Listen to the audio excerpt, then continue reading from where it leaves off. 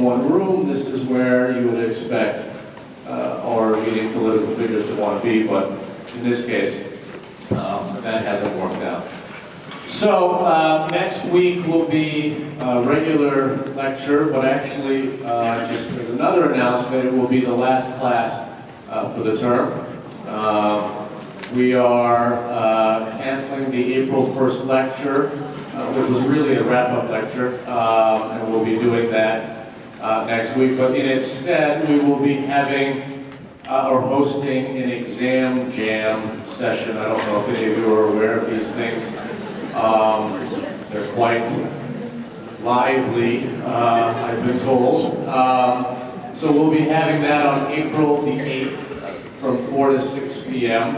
And you'll no doubt be getting word of that as when I talked to the Faculty of Arts and Science today, saying that we would be happy to do one of these exam jams. They were ecstatic that we were doing so. Presumably these things are of good use for all of you. So April 1 class will be canceled, and instead we will have a more directed exam review session on April 8th, which will be handy because Professor Knopsy and I are really rewriting the entire exam. All the multiple choice questions will in fact be different this year. The essay questions will be completely different this year, and we will be covering the material up to and including the next lecture, so we have a relatively quick turnaround, because as I say, we will be rewriting the entire exam. Now, you will no doubt scour the interweb and you will find that we have said this before, and no one has believed us, but in fact this time we will be rewriting the entire exam. So I would encourage you to be sure that you are here for the next lecture, even though it is the last lecture. It will not be a summary roundup, it will be a substantive lecture from which we will also be drawing exam materials. Okay, so in the penultimate lecture, you know that over the last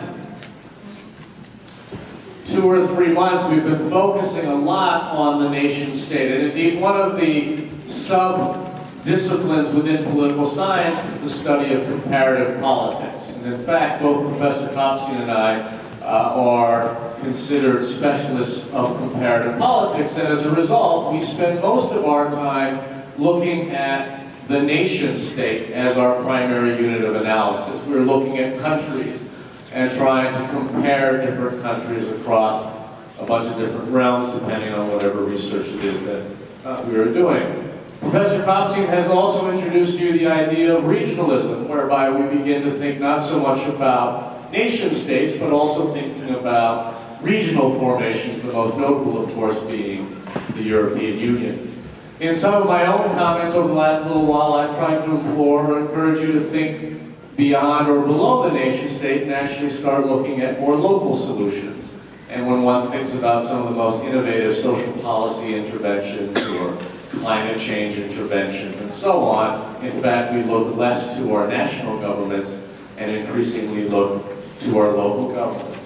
But having said all of that, it's undeniable that we live in the era of global governance. This is something, this is a term, global governance, that permeates everything that is that we do now in political science and in public affairs more generally. The Monk School, for instance, which is a prominent place within the university, its tagline is "Join the global conversation." Everything that's being done inside the Monk School is about global governance. If you ever decide to pursue a degree at the School of Public Policy here, for instance, it's increasingly about global governance. And in many ways, it reflects the empirical reality in which we live. We live in the era of globalization. The world is a much smaller place. The world, in terms of transactions, are being transacted, if you will, at an increasingly alarming rate, and so on. And as a result, then, it seems that there is an imperative that we focus on this idea of global governance. In political science, and specifically in international relations, which is again one of the subfields of political science, we are preoccupied in many ways of how we manage the global system. And I want to stress here, managing the global system. And as you know, in political science and international relations theories, there's various ways in which we try to explain the management of global affairs. So for instance, realists, who you learned about last term and who we've talked about this term, realists understand the global system as being an anarchic international system. That is to say, we somehow have a globally managed international system in the absence of a world government. There is no such thing as a global sovereign. Right? So we don't have a world government. According to realists, the international system is composed of nation-states who behave to maximize national self-interest. We can talk all we want about other regarding interests. We can talk all we want about collective goods and collective fates. But in the end, what matters to realists is that nation-states behave in ways that reflect their own national interests. And hence, for realists, it's about relative power. How much power does your country have vis-a-vis others? How much power does your country possess relative to others? And if we live in a world in which what matters then is the relative power distribution, we live in a world of realist zero-sum competition. My gain or my benefit is at your loss. Your gain and your benefit is someone else's loss. As a result, realists generally tend to think that we live in a conflict-prone international system. Not conflict-ridden international system, but an international system that is prone to conflict. For realists, therefore, how we manage the international system tends to rely, therefore, on things like the balance of relative power, that as long as countries in their relative power capabilities are relatively balanced, then we should expect some modicum of peace and prosperity, or at least the absence of conflict. Or, as we know, realists believe that you need a hegemon, a preponderant power like the United States in the post-war period that is able to impose its will through its sheer relative power differential on the rest of the international system. So that's one way in which the global system, if you will, is managed.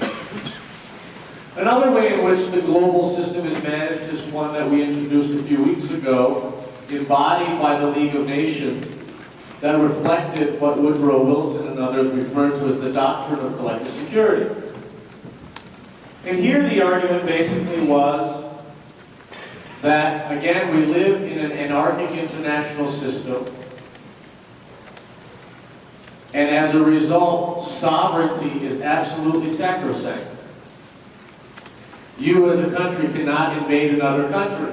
But how we enforce that is through this mechanism called collective security. That is to say, if you invade another country, the rest of the unaligned world will band together and collectively punish you. That's what we mean by collective security. Now, of course, the expectation is that it'll never come to that. Rather, it's just the mere threat of collective punishment that will deter you from engaging in aggressive behavior. So it's not exactly a peace-loving world that the collective security folks believe in, but rather it's the threat of punishment that actually promotes relative peace and stability, and indeed, again, a way of managing the global system. We know, of course, historically this has failed, largely in part because of the Japanese invasion of China and the Italian invasion of Ethiopia, but at least in the 1920s, this was believed to be a way in which we might manage the global system. A third way of thinking about global governance and the international system and the way in which we manage the international system is to draw on this theory called neoliberal institutionalism. Now, neoliberal institutionalists are not necessarily peace-loving folks. They are not your hippy-dippy folks who believe that we should all just love each other. They also believe that we live in an anarchic international system. That we live in a world in which there is no such thing as world government. that we live in a world in which sovereignty is sacrosanct, that we live in a world in which governments and nation states, by and large, behave in ways that reflect their national interests. But neoliberal institutionalists also believe in the pacifying effects of interdependence. That as long as national economies are intertwined with one another, that they are trading with one another, that they are investing with one another, that they are offshoring their production, like we saw with the iPod, for instance, among each other, then this kind of economic interdependence is a way of promoting security and stability. Because it's not in your national self-interest to go to war with the country that you are trading with. Or it's not in your national interest to go to war in a country in which you've invested billions of dollars. So for neoliberal institutionalists, we live in an anarchic world, but economic interdependence allows for what they would call a positive sub-outcome. That as long as nation states understand that by cooperating, all countries will benefit. Now, neoliberal institutionalists are not so naive as to say that as long as we cooperate, we're all going to benefit equally. But in the net, that is to say, in the aggregate, all countries should gain. That by not cooperating, you will likely lose. Now again, that doesn't mean that everybody will benefit equally, but that as a whole, countries that engage in this positive sub-interdependence will experience a net gain. Neoliberal institutionalists also believe that you can't solve all the world's problems with one international organization or one set of rules, but rather you need to create rules that reflect functional specialization.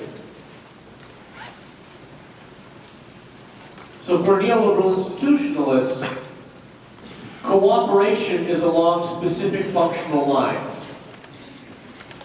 So you will cooperate along climate change. You might cooperate along trade. You can cooperate along functionally specific lines like property rights. Or you might cooperate, functionally speaking, along the lines of global health cooperation. The point here is that for neoliberal institutionalists, the more you cooperate, the more expertise you're going to gain in each of these functionally specific areas. The more expertise you gain, the more learning that takes place. And over time, again, what we see is the institutionalization of these rules and these norms. Neoliberal institutionalists are not so naive as to say, oh, we're just going to create a bunch of rules and everyone's going to follow them. Right? They do argue that it's over a process, over a period of time of learning, of the acquisition of expertise, the realization of positive self-benefits, and the prosperity that comes with interdependence, that these rules and norms become institutionalized. The offshoot of this, and indeed where most of us now today think about global governance, is manifested then in what we call in international relations, international organizations and regimes. And I'd be willing to bet that there's a certain percentage of you out there, if I were to say, where do you want to end up working one day after you graduate with your highly instrumental degree in political science? Many of you will say, I want to work in some international organization. Or I want to work in some international non-governmental organization. But to work in some organization that spans the transnational arena, that engages in these very tasks of global governance. And we've talked a lot about these different kinds of IOs already in this course. Bretton Woods, for instance, was a kind of international regime or organization whereby nation states gathered together and they agreed upon a set of rules with respect to exchange rate management. The General Agreement on Trade and Tariffs, which we've talked about, was again a multilateral meeting of countries where they gathered together and they talked about how we could reduce tariffs. Because by reducing tariffs, we'll engage in trade, and by engaging in trade, we'll enjoy peace and prosperity, and so on. The European Monetary Union, for instance, the institutional basis of what is now called the euro, is a fantastic example of an international organization in which there are rules. Before you could join the EMU or the European Monetary Union, you had to demonstrate to other European countries that your debt levels were under control. Your national debt could not exceed a certain level. Your yearly deficits, that is the amount of money that you spend as a government each year against the amount of revenue you earn in taxation, could not exceed a certain level.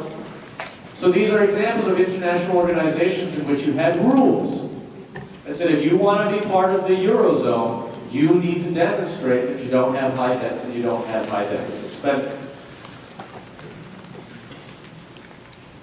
Perhaps what captures, again, what we mean by global governance is in many ways the United Nations system of states. And I focus on the United Nations simply because it's one of those organizations that is most vivid in our collective imagination with respect to global governance. If you were to ask people, is there such thing as world government, a good percentage of lay people out there will say, yes, it's the United Nations. The United Nations, of course, as you know, is not a world government, but it's probably the closest thing we have to it. And in many ways, it embodies precisely the neoliberal institutionalist idea of organizations and international regimes. In the UN Charter, in the very first article of the very first chapter of the UN Charter, it states that the United Nations is to maintain international peace and security, and to that end, to take effective collective measures for the prevention and removal of threats to the peace. The focus here is collective. Right? It draws on, in many ways, the old doctrine of collective security, but the emphasis here is on collective. It's not about any one country. It's about global governance and the collective. The UN is to develop friendly relations among nations based on respect for the principle of equal rights and self-determination of peoples. What this means, again, is just a gesture to the anarchic international system that we live in. We live in a system of states, and states are sovereign. And it doesn't matter how powerful of a state you are, all states enjoy, at least in principle, the equal right of sovereignty. Doesn't matter if you're a tiny state or if you're the most powerful state in the world, you're both states. And in the international UN system of states, you are equal. The purpose of the UN is to achieve international cooperation in solving international problems of an economic, social, cultural, or humanitarian character. Again, the emphasis here is on cooperation. And like the neoliberal institutionalists stress, it's on cooperation in the functionalist areas. The United Nations is intended to foster international cooperation to solve problems. It's a problem-solving organization. And lastly, and I think this is very important, the UN is to be a center for harmonizing the actions of nations in the attainment of these common ends. In other words, the United Nations as an organization, notwithstanding the anarchic reality of the international system, the United Nations is intended to align national interests, to somehow promote this idea that all nations have similar national interests. And of course, the similar national interest is that by cooperating, all nations benefit. And that by cooperating, we are able to achieve global peace and prosperity, the basis upon which we build a system of global governance. Now you can say, well, that's really all propaganda. Those are in many ways aspirational statements of what the United Nations hopes we can become. That the United Nations, not unlike its institutional predecessor, the League of Nations, was a wonderful set of principled statements. But that in actuality and in fact, the United Nations system of states is just rhetoric. It's something we all want to believe in, but that is very difficult to achieve. Another way then of asking ourselves, why is global governance so important? Indeed, why do we, particularly your generation, focus so much on this idea of global governance, is to understand it through the context of global risks. That we are experiencing new, or at least we're experiencing them as new global risks. As Ulrich Beck calls it, we now live in a risk society. We live in a society of tremendous uncertainty. And we live in a society of tremendous global uncertainty. For instance, global risks are characterized by the fact that they are collective. They're collectively experienced. Climate change, if you think about it, is one of the best examples of this. As a nation, as a city, we may have wonderful environmental practices, but if the city next to us does not, we experience their pollution. Right? If our country, Canada, for instance, has wonderful climate change policies, and we as Canadians adhere to these wonderful climate change policies, which isn't always the case, but let's say it is. If our neighbors to the south, or indeed our neighbors across an entire ocean, do not adhere to nice policies, or have not legislated nice policies, then we experience those global risks one and the same. So it's not enough to take care of your own backyard any longer. And indeed, we live in a globalized world in which these risks are now experienced globally. Another way of thinking about it is that we live in a borderless world. It's always amazing to me how our reaction to the 2003 SARS epidemic was one of complete astonishment and shock when one considers that, for instance, in the 14th century, the bubonic plague should have taught us that illness knows no disease. That you can, in fact, have 70% of an entire population wiped out regardless of where the borders were.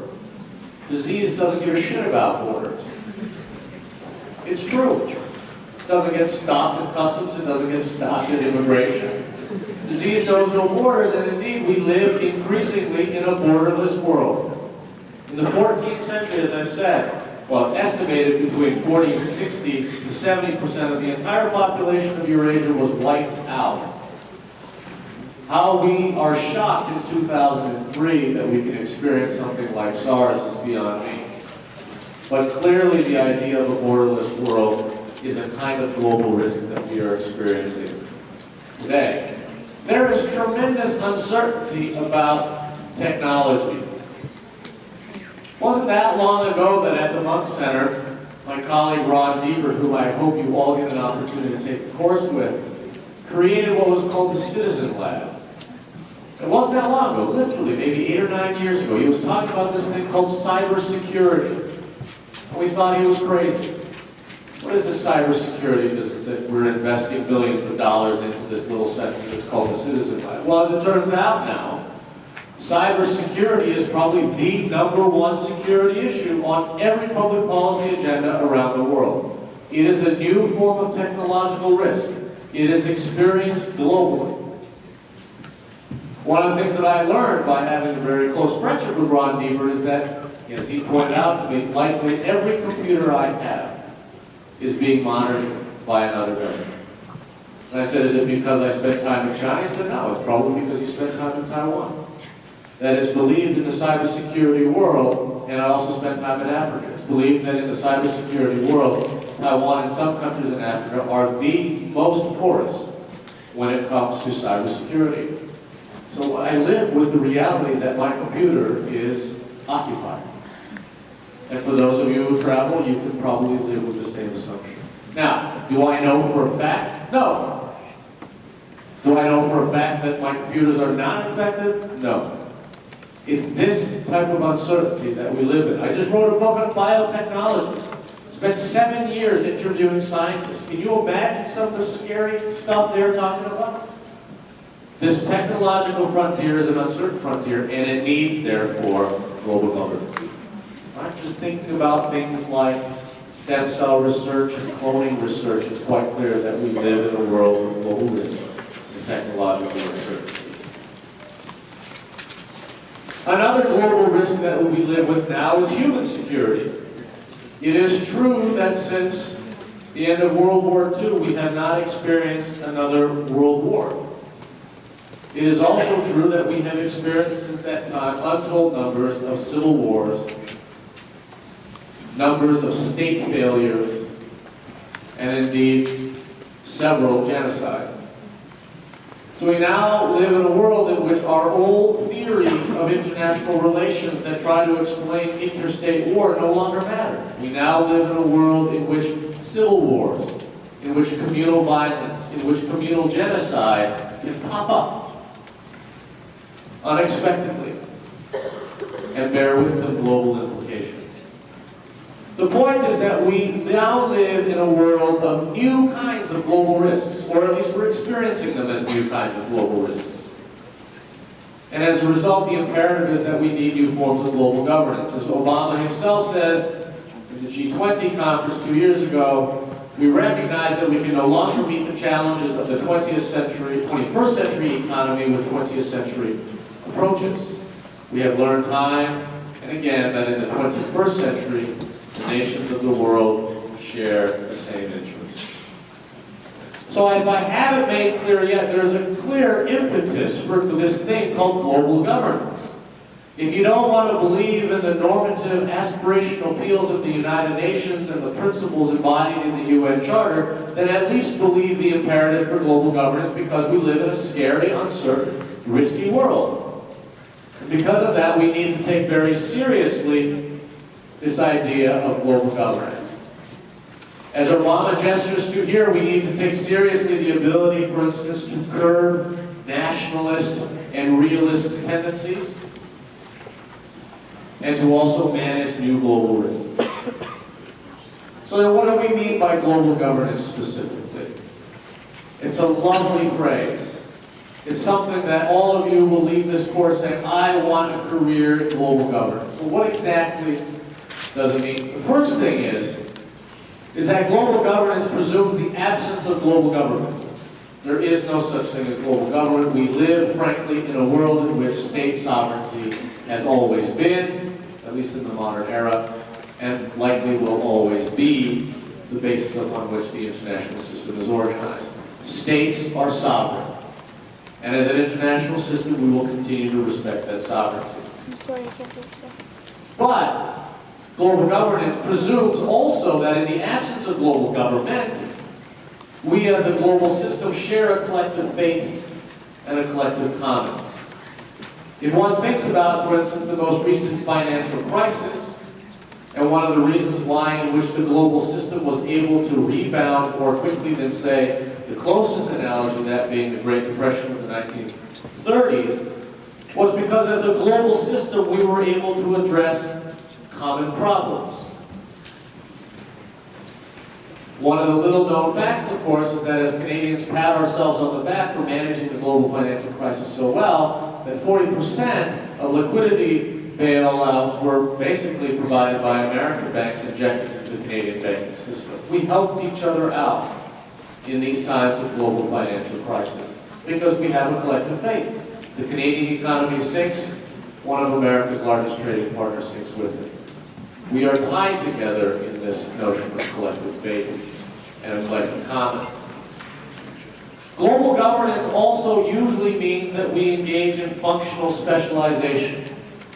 Global governance does not mean everything that can possibly be governed. It's not as big of a tent as we like to think. Global governance actually usually falls along very functionally specific lines.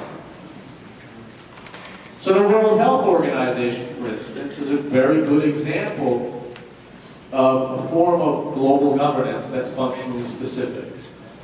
The WHO was formed in 1946. And it was formed basically as an amalgam of global experts in public health. People who work in disease control, epidemiologists who are basically statisticians who follow illness, and also health policymakers, physicians, engineers, social scientists, and so on. And through the WHO, we have created what are called international health regulations, protocols, best practices, if you will.